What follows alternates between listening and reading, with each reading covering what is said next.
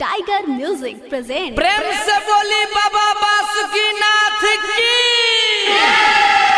Hello hello hello check हमारे जितने भी माता एवं बहन जल ढारने के लिए आए हैं कृपया लाइन में चले और धक्का धुकी नहीं करे। और हाँ, एक जरूरी सूचना, यहाँ पे लफुओं का टोली आ चुका है।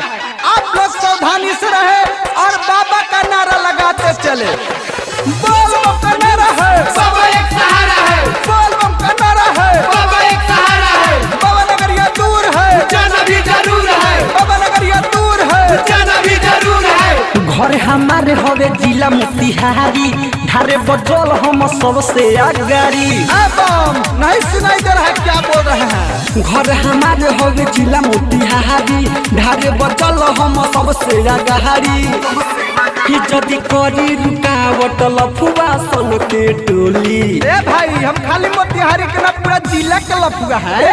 मार देम गोली देव घर में दे बोली, मार देम गोली देव घर में दे बोली, मार देम गोली देवा घर में जे बोली, मार देम गोली चल ढारी में जे बोली। तो कहता है नीम की लकड़ी कोई चंदन से कम नहीं, कहता है नीम की लकड़ी कोई चंदन से कम नहीं, और मेरे बाबा का हम कोई लंदन से कम नहीं।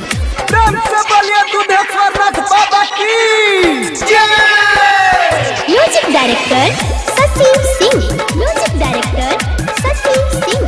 पेन्हनी हगे रुआ कपड़ा, केहू करी नहीं लफड़ा, सभे कमर लचका है, गला बची नहीं कचरा। नचना है तो सही से नाचिए, तो बाहर निकलिए।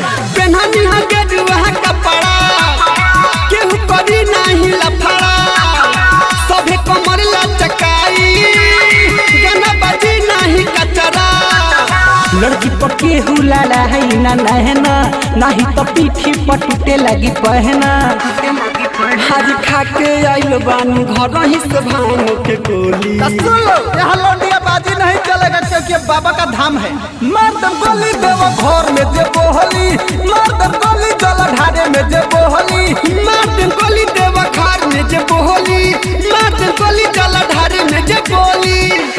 हेलो हेलो, ऐसा वाला थोड़ा साउंड कम करो।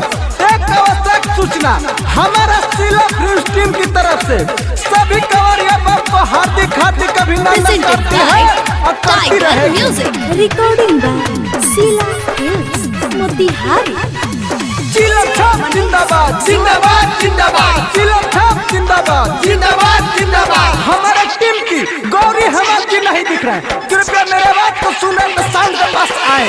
बोल बम का नारा है, बाबा एक सहारा है, बोल बम का नारा है। सुना ससी राइटर राधे, चला जनी आगे आगे, लाइन में रह तू खड़ा, नहीं तो लाठी लगी बाजे। ऐसा सिंह नहीं मानिएगा, लाइन में चलिए, लाइन में। हाँ हाँ, सुनो ससी राइटर राधे, चलो ना तू आगे आगे, लाइन में रह तू खड़ा, नहीं तो डंडा लगी बाजे। रोहित गुडू अशोक के बोलावा, मिथलेश कन्हैया के गाना बजावा। होके भगवती में मगन डीजे पर सब के हुडोली। सब कंवरिया बम मेरे डीजे के पास आके नाचे। ए मार दम गोली देव घर में दे बोली, मार दम गोली देव घर में दे बोली, मार देम गोली चल ढारे में जे बोली,